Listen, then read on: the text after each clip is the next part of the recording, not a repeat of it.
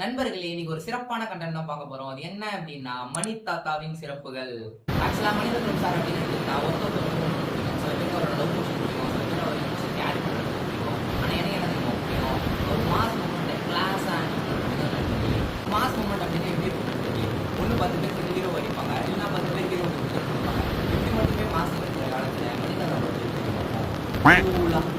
செட்டுலா नहीं नहीं ये नहीं होगा।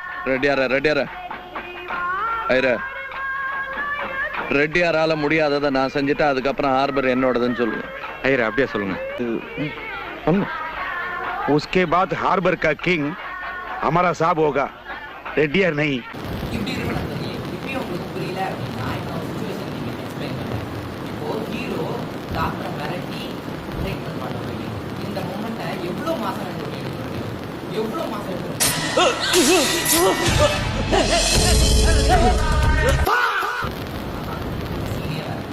ஐர டாக்டர் பேர் என்னன்னு கேளுங்க. आपका नाम क्या है साहब पूछ रहा है। क्यों क्यों? வீட்டு அட்ரஸ் என்னன்னு கேளுங்க. आप कहाँ रहते हैं, घर का एड्रेस क्या है? அட்ரஸ் குழந்தை குட்டி இருக்கா என்ன எல்லாம் கேளுங்க. என்னதான் தாத்தா இப்ப இருக்கிற காலத்துல PS2 தக் லைஃப் அப்படின்னு பிஏ போட